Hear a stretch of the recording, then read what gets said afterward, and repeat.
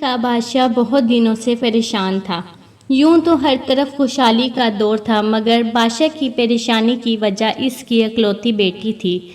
ہر باپ کی طرح بادشاہ بھی اپنی بیٹی کی شادی کر کے اس فرض کو انجام دینا چاہتا تھا، لیکن شہزادی نے بھی عجیب اعلان کر رکھا تھا کہ شہزادی شادی صرف اسی شخص سے کرے گی جو شخص شہزادی کے 3 سوالوں کے جواب دے گا۔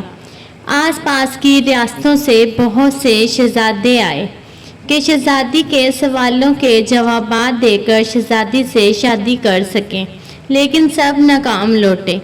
اس ملک میں ایک نوجوان رہتا تھا جس کا نام اعظم تھا۔ اس نوجوان نے اپنے باپ سے کہا کہ وہ بھی اپنی قسمت آزمانا چاہتا ہے۔ اعظم کے والد ایک عالم تھے اور برسوں سے لوگوں میں دین پھیلا رہے تھے۔ ملک فارس کا وزیر اعظم، بڑے بڑے قاری اور شہر کا قاضی بھی ان کا شاگرد تھا۔ اعظم کے باپ نے اپنے بیٹے کی خواہش دیکھی تو کہا کہ بیٹا، اگر تو تم ناکام لوٹے تو تمہارا کچھ نہیں جائے گا، لیکن لوگوں کو باتیں کرنے کا موقع مل جائے گا اور باتیں بنائیں گے کہ ایک عالم کا بیٹا ناکام ہو گیا۔ اعظم اپنے والد سے کہنے لگا کہ بابا، بڑے بڑے شہزادے ناکام ہو کر لوٹ گئے، تو اگر میں بھی ناکام لوٹا تو کیا ہو جائے گا؟ یہ تو مقابلہ کی دوڑ ہے، کوئی نہ کوئی تو جیتے گا نا، اور شاید یہ خوش نصیبی میرے مقدر میں ہو اور میں جیت جاؤں۔ آخر باپ کو اپنے بیٹے کی ضد ماننی پڑ گئی۔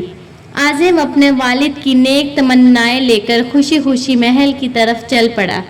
جنگل کی آگ کی طرح یہ خبر بھی شہر بھر میں پھیل گئی اور لوگوں نے محل کا رخ کر لیا۔ مقابلے کے وقت بادشاہ کا محل شہر کے لوگوں سے کھچا کھچا بھرا ہوا تھا۔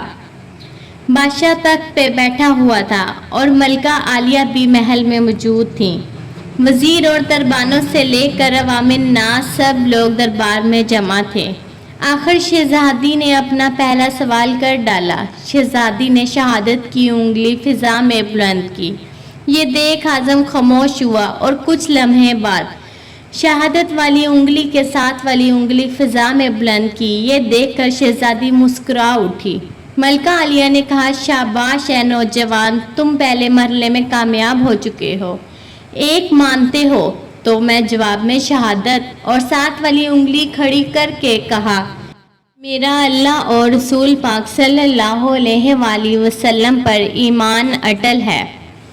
ماشاءاللہ، بہت خوب، ہم خوش ہوئے۔ یہ سن کر بادشاہ نے مسکرا کر جواب دیا۔ اس کے بعد اعظم نے کہا کہ بادشاہ سلامت۔ دوسرے سوال میں شہزادی نے تلوار چلا کر یہ پوچھا تھا، بتاؤ اس دنیا میں تلوار سے بھی کوئی بڑا ہتھیار ہے؟ تو میں نے جواباً قلم کو ہوا میں بلند کر کے کہا کہ ہاں، قلم کا وار تلوار سے زیادہ طاقتور ہوتا ہے۔ واہ نوجوان، ماشاءاللہ، تم نے ہمیں خوش کر دیا۔ واقعی تم نے ثابت کیا کہ جاہ و جلال، دولت و حشمت کے علم کے سامنے کوئی حیثیت نہیں۔ اب یہ بتاؤ تیسرا سوال کیا تھا؟ بادشاہ نے بڑے پیار سے پوچھا۔ اعظم آسمان کی طرف نگاہ دوڑاتے ہوئے کہنے لگا کہ شہزادی تیزی سے سیڑھیاں چڑھی اور پھر اتنی ہی تیزی سے اتر کر واپس تھک کر بیٹھ گئی۔ اس سوال میں شہزادی نے یہ پوچھا تھا کہ میں تھک گئی ہوں، لیکن میرے جسم کی کون سی ایک چیز ایسی ہے جو نہیں تھکی؟ تو میں نے جواباً اپنے دل پر ہاتھ رکھا۔ دل، کیونکہ دل ہی انسانی جسم میں وہ واحد چیز ہے جو پیدا ہونے سے لے کر موت کے آنے تک متواتر دھڑکتا رہتا ہے اور نہیں تھکتا۔ تینوں سوالوں کا مطلب اور تینوں جوابات کا مطلب جاننے کے بعد بادشاہ نے اعظم کو پاس بلا کر گلے سے لگا لیا اور کہا، اے لوگو، گوار ہے نا، میں نے حقدار کا حق ادا کر دیا ہے۔ اور بادشاہ نے شہزادی کی شادی ایک عالم کے بیٹے اعظم کے ساتھ بڑی دھوم دھام سے کر دی اور اپنا فرض نبھا دیا، جس وجہ سے بادشاہ پریشان رہتا تھا۔ یوں اعظم اور شہزادی ہنسی خوشی زندگی بسر کرنے لگے۔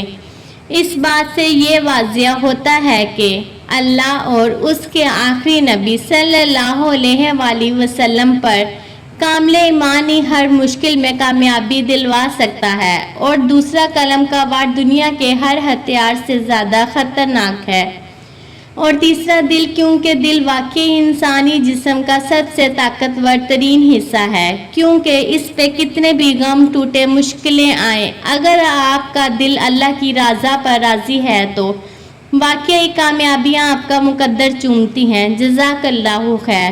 پلیز میرے چینل کو سبسکرائب کر کے ایک پیارا سا کمنٹ کر دیں۔